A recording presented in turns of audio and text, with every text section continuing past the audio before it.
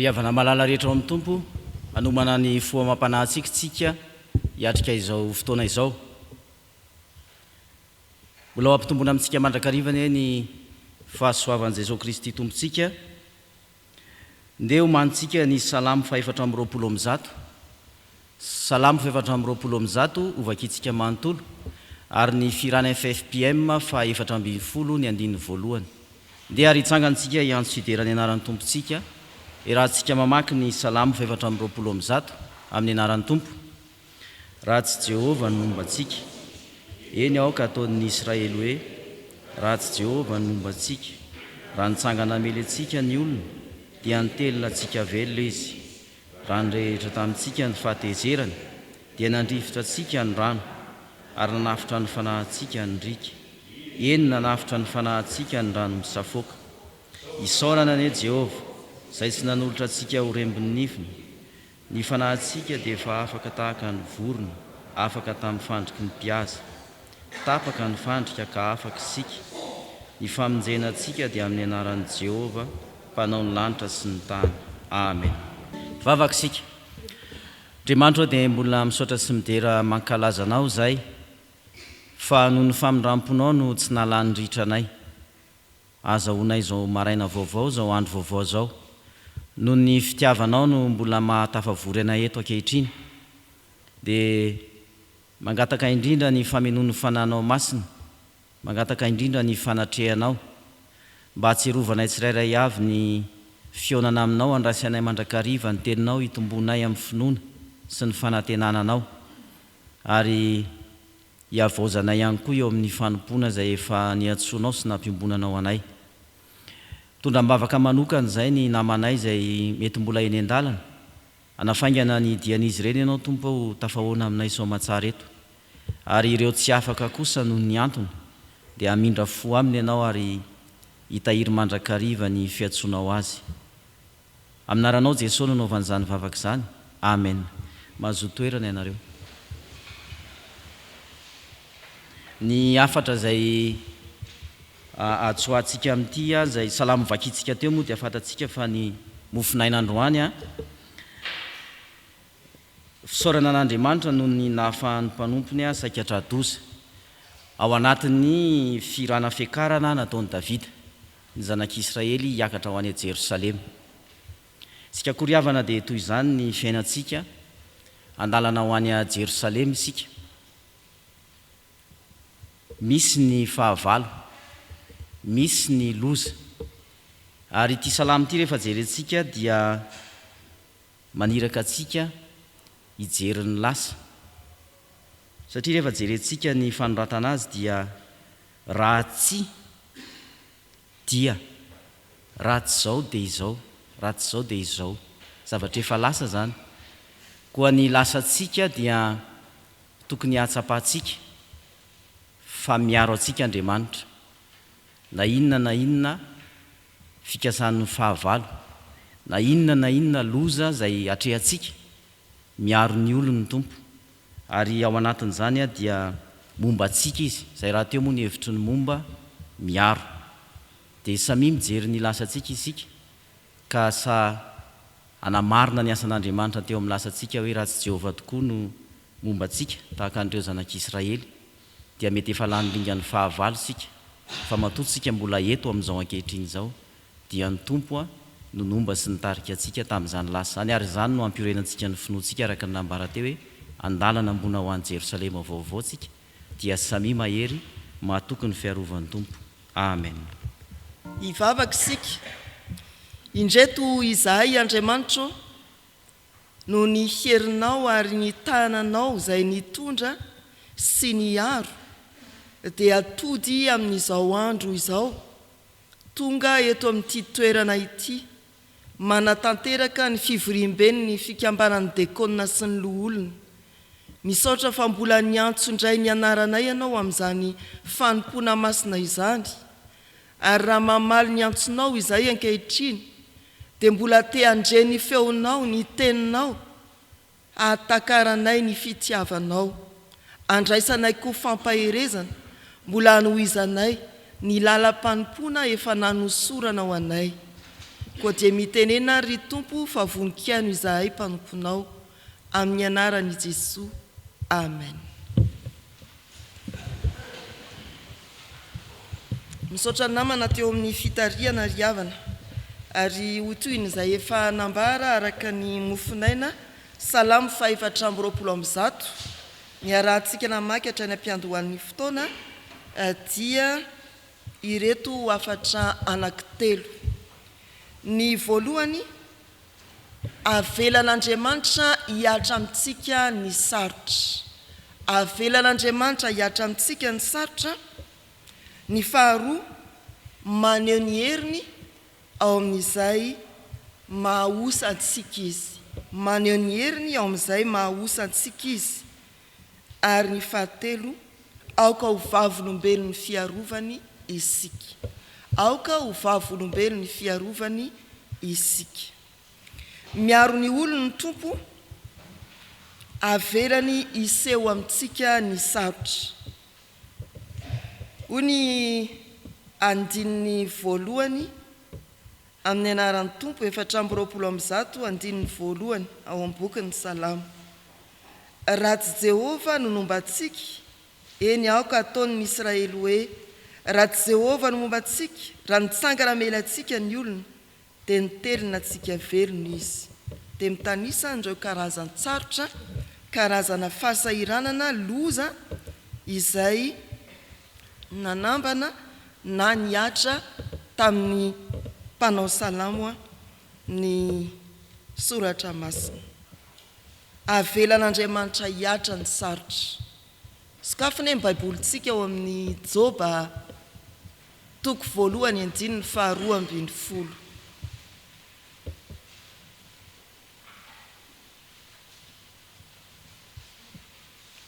Joba 2:2.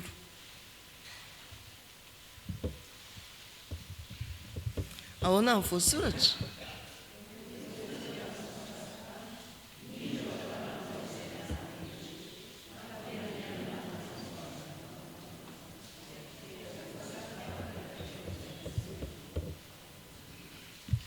Ahoana hoy ny tompo? Indro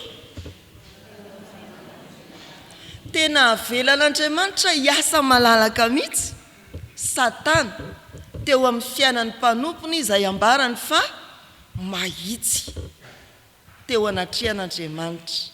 Ary rehefa mamaky ny toko voalohany isika dia andro anankiray tonga ny olona mampandre mataolo ny zanakao le niaran'ny sakafo tary, tonga ny olona mampandre lasa daholo ny biby fiomponao. Ny famaritana amin'ny Joba dia olona tena mpanefoefo, tsy mpanjato tsy mpanarivo tsy mpanalina, tsy mpanetsiny fa dinina indray ny dikan'izany amin'ny teny frantsay. Hoy nareo hoe miliardera, mihoatra noho izany raha isaina ny biby fiompony, raha isaina ny mpanompony, raha jerena ny fiainam-pianakaviana dia ny lamina sy ny rindra, izany hoe miaona rehefa andro anankiray hiara isakafo. Ary izy tena mpivavaka fa amin'ny fotoan'andro dia miakatra Joba manatitra fanatitra eo anatrehan'Andriamanitra mifona ho an'ny zanany, ambarana hoe ndrao nanota tamin'Andriamanitra ny zanako. Fa izany lehilahy marina sy mahitsy mpanefoefo izany no foanan'Andriamanitra tamin'ny fanomezan-dalana malalaka any Satana ny manodidina azy rehetra. Mamaky moa isika dia mivady ny sisa tavela teo. Avelan'Andriamanitra hitranga ny sarotra eo amin'ny fiainantsika. Dia mitanisika, inona ny sarotra miatra amintsika? Ara-panahy. Io tena tsy itovizantsika amin'izao tontolo izao satria kristianina isika dia manavaka antsika mihitsy ny fahasarotana ara-panahy eo amin'ny fiainantsika andavanandro. Ho an'ny tsipino, ho an'ny zanak'izao tontolo izao, mety daholo izay atao, tsy manenjika ny eritreritra, angalatra na ninona na ninona. Ary tsy mba mahazo zay hoe fanenjena izy satria kristianina fa ny antsika vao mihetsika kely eo amin'ny birao ohatrany tsy mety araka soratra masina zany feriperitra kely eo hoy mpiara-miasa hoe ahona koa ny tsy hetezan'izany zay androany fotsiny ve mijaly ara-panahy isika avelan'Andriamanitra hitrango zany ry olo mahitsin'Andriamanitra ara-tsaina mety manana adi-tsainy zasy ianao ny amin'ny asa aman-draharaha, ny amin'ny fianarana, ny amin'ny fiainana ara-ankohonana, tsy olona ny olona tsy mba manana adi-tsaina. Ny amin'ny ara-batana mety tsy tanteraka ny fahasalamako sy ny fahasalamanao fa izay ny maha olona antsika avelan'Andriamanitra hitrango zany. Ny ara-petsepo mety miovaova eo ny fetsepontsika mbetika sika faly indraindray tezitra indraindray malahelo dia izany sika avelan'Andriamanitra hitranga ny alahelo sy ny fifaliana. Ry havana malala rehetra amin'ny tompo manekea rehefa avy ny orana aza mandaa koa rehefa maina ny andro raha tsy zany tsy tany ny tany manekea rehefa hoe ririnina dia manekea rehefa hoe mafana be izy zany fa ntsika olombelona rehetra menimenina mafana menimenina ririnina ana makeny ny bakebaky ny lanitra sy ny tany dia tsarotsika ve fanekena mariazy zay manambady moa zany dia efa vita mariazy daholo atao amin'ny dekona sy loholona na finaritra na marary fa ndraindray izy io ahona tsara mafinaritra raha marary na finaritra na marary na mitombo areny sika na miamalahelo na inona manjo atsika miovaova zany ty fiainana ty avelan'Andriamanitra hitranga ny sosiny tsara ny mahafinaritra sy ny mahasositra ny mampalahelo sy ny mahafaly manekery havana avelan'Andriamanitra hitranga zany. Ary eo mifanompoana madekona so mieritreritra ianao hoe zavatra mahafinaritra foana ny ato za tsy maniry fa eo amin'ny fiainam-piangonana rehefa tonga izay fivorian'ny mpievitra raha zay dia manao fialany jiosy zay tsy mahazaka mila matanjaka ny finotsika raha tena dekona sy loholona sika na manahoana amin'ny mafiny fifanakaloza-kevitra amin'ny fivoriana tsy jiosy sika fa kristianina avelao hitrango zany fa izany ny mahafiangonana ny fiangonana aka izay efa malemy foko ozy retsy zok'olona retsy miaritra eo sika avelan'Andriamanitra hitranga zany.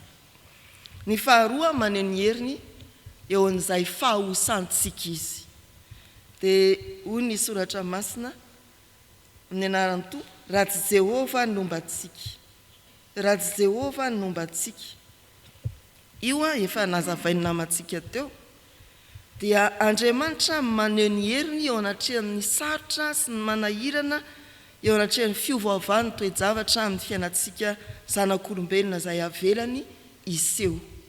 Dia indray vakiana ny Isaia 7:7 sy ny 2 antony ny rana ny 3 sy 9 teo 3:9.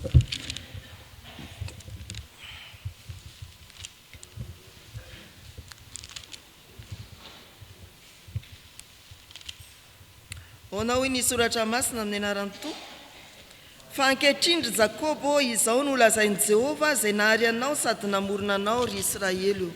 Aza matahotra ianao fa efa nanavitra anao aho, efa niantso ny anaranao aho ianao.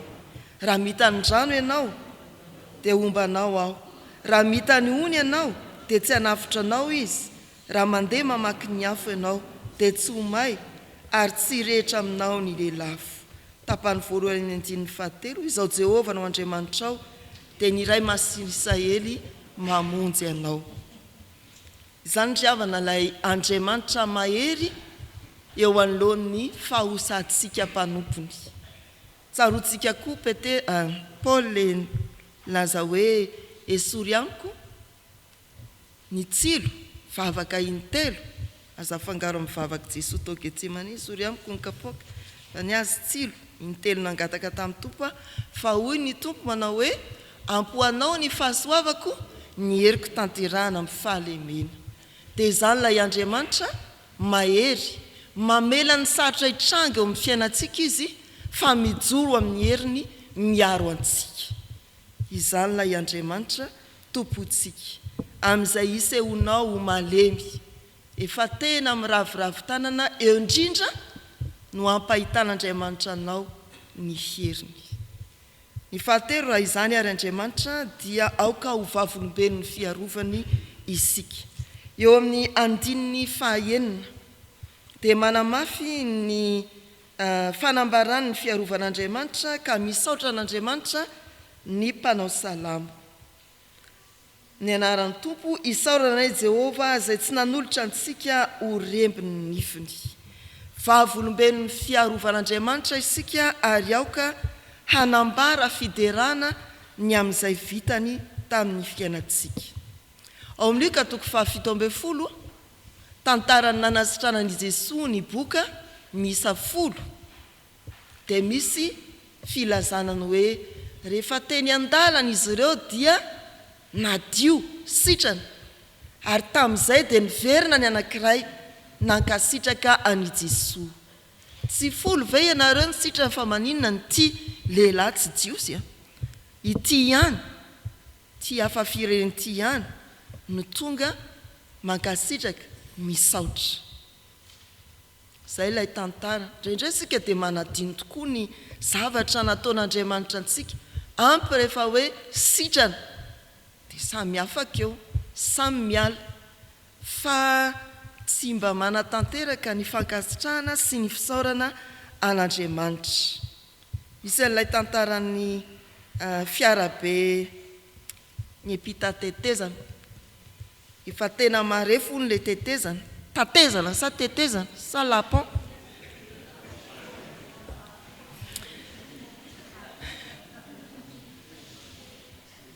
mba jereo kely hoe any amin'ny dictionnaire tatezana sa tetezana tetezina tetezana sao dia hoe tatazana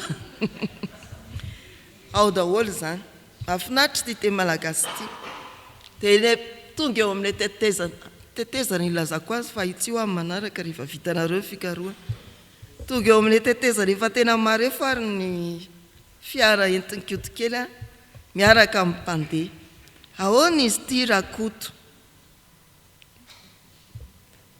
ahoana izy ty rakoto samy mivavaka andao fa nareo fotsiny miala daholo dia za mandeha tsy maintsy misy mpitondra io za mitondra samy mivavaka tao ary miakatra ianao ye vavaka izay ndao ianao mandeha tafita sao matsara ny fiarany koto dia ahoana hoe koto-kely tsy mahalala ny koto-kely anga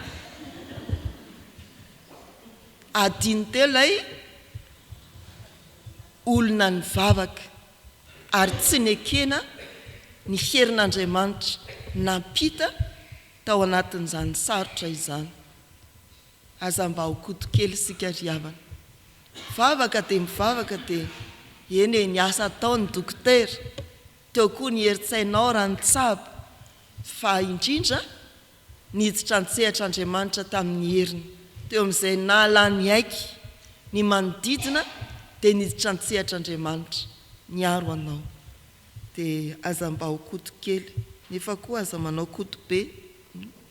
Zavatra tiana hifantohantsika dia ny hoe fantaro Andriamanitra izay naneo ny heriny tamin'ny famonjena mijoroa ho vavolombelony. Aza adinoina izay efa niarovan'Andriamanitra anao ny afatra teny amin'ny fitariana ary mijoroa ho vavolombelony izany.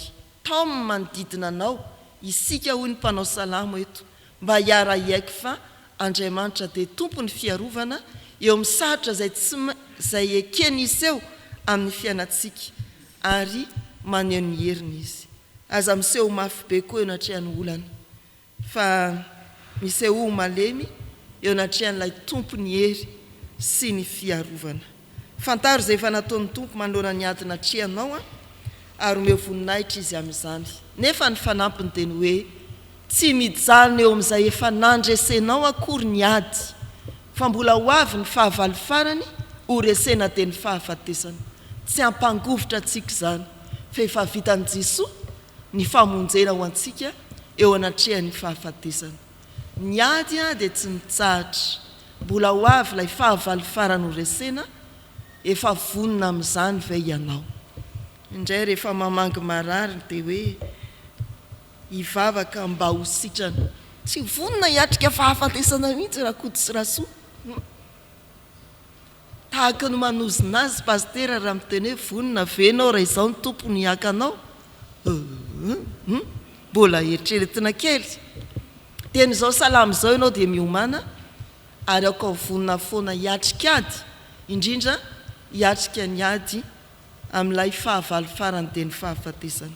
Efa eo akaikinao ny tompo ary vonona averimberina hatrany anonona aminao ilay teny-pifaliana hoe tsara izany ry mpanompo tsara sady mahatoky midira amin'ny fifalian'ny tomponao. Amin'izay ady farany tsy maintsy atrehantsika efa vitan'i Jesosy ny fiarovana anao ho amin'ny fiainana mandrakizay. Amen. Hivavaka isika ry havana. Andriamanitra lehibe ny fitiavanao ary izany no mbola ahafahanay mandre indray ny teninao, mampahafantatra fahay toerany sarotra sy ny manahirana ity izao tontolo izao ity araka ny teninao raha teo, aty amin'izao tontolo izao no ahitanareo fahoriana. Fa eo indrindra koa ny herinao Andriamanitra miseho aminay izay osa sy malemy, mankasitraka tompo, dia ajoronao izay ho vavolombeny ny fiarovana efa vitanao teo amin'ny fiainanay, ny asa mahagaga nataonao teo amin'ny ankonanay. Jesosy Kristy manikina anay ianao mba ho vonona hiady hatrany hatrany, satria efa hialo ho avanao amin'ny fandresena hatramin'ny fahavalo farany dia ny fahafatesana. Faly izahay manana anao ary faly indray manavao ny fanoloran-tena mba ho mpanompo mahatoky hatramin'ny fahafatesana eo amin'ny fanompoana mahadekona. Dia misaotra anao Andriamanitra hitahiry anay amin'izao fiombonana masina izao.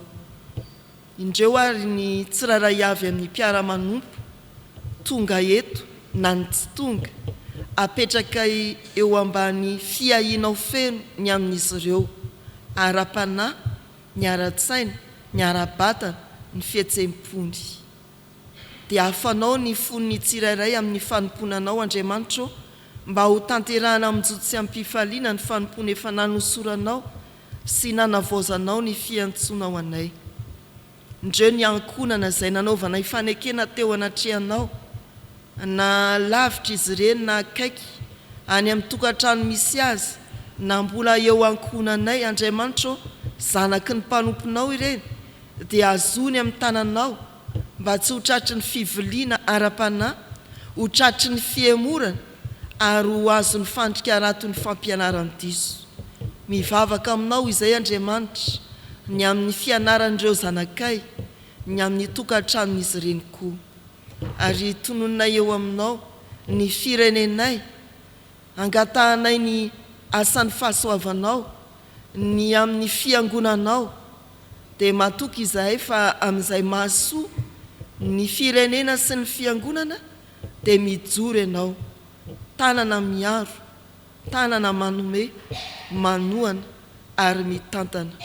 Akambanay ny vavakay amin'ilay nampianarin'i Jesosy manao hoe rainay izay ny an-danitra, ho amasinina ane ny anaranao, ho tonga ane ny fanjakanao, atao ane ny sitraponao ety an-tany ho tahaka ny an-danitra.